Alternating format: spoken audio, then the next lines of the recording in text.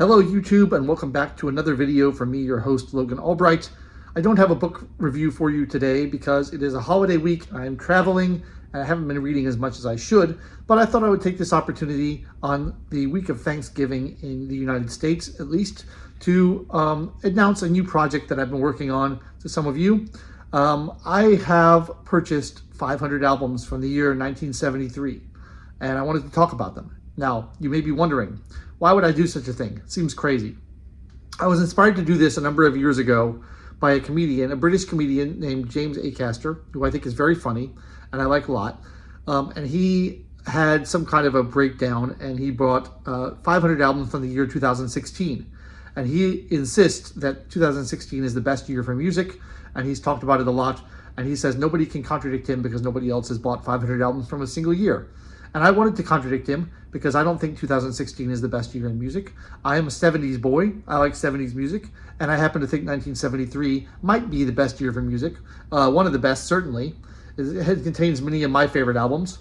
And so I took a lot longer to do this than I expected to do. I wanted to do this a number of years ago. I was actually hoping to finish the project in 2023, so I would have the 50-year anniversary, but it ended up taking me a lot longer to buy 500 albums from 1973 than I expected, because I insist on buying everything on physical media. All my albums from 73 are on CD. I'm still a CD collector because that's the era that I grew up in, when CDs were king. I have not really gone into the vinyl. I haven't really gone into the streaming. Everything I own is on CD. And it took a long time, and it was not that easy to track them down, and it was expensive. So it took me years longer than I expected it to acquire all these albums and to listen to them. But I now have 500 albums from 1973, and I thought we should talk about them together and go through that year and kind of highlight some of the great things that happened that year in the realm of music. It was a very great year. You know, there's a lot going on. A lot of progressive rock, which is one of my favorite styles of music, was happening in that year. Sort of a peak year for progressive rock. You're getting some early electronica. You're getting some early disco. You're still getting kind of the remnants of that kind of British invasion rock from the 60s coming on. Really just beautiful year in music. And so I thought, when I don't have a book review to talk about, which I normally do on this channel, I thought we could talk about music instead and talk about the year 1973. So I'm relying on you, my loyal listeners and viewers, to help me decide what to do with this project. Now that I have these records, how should I go about sharing them with you? Should I talk about individual albums and kind of go through them track by track and talk about what I like? Should I do like top 5 lists and be like, here's the top 5 jazz albums from 73, here's the top 5 prog rock albums from 73, here's the top 5 funk albums from 73. That's one way we could do it. There's lots of different ways we could do it, but I thought it might be fun to do that. And since I don't have a book review for this week, I'm just kind of introducing the project to you and trying to prove James Acaster wrong. And I think we can all agree that 73 had a lot better albums than 2016.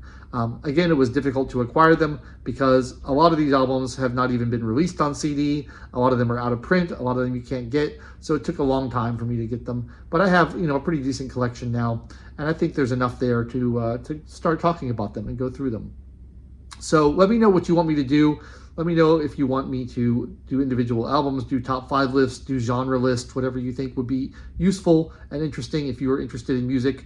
And I will start putting out some of those videos in addition to my normal book review videos, and we can talk about them together. And in the meantime, I hope you have a very happy Thanksgiving if you are in the United States of America. And if you're not in the United States of America, enjoy the week off and have a good time anyway. And I'll be back next week with another book review. And in the meantime, you can think about it and see what we want to do with music, because some of my viewers have requested that I do movie reviews and music reviews in addition to books, and I like to do that on occasion. So, just let me know what you think in the comments, and we'll be back next week with more additional content. This is a short one today. I don't have a lot to say about this other than that, but we'll get more in depth into it in the future because I really, really love music. Music is one of my great passions in life, and I think there's a lot we can talk about. So thanks for watching. I'll be back next week, and I'll catch you next time. I've been your host, Logan Albright. Thanks so much for watching, and let's talk about 1973, the greatest year of music ever.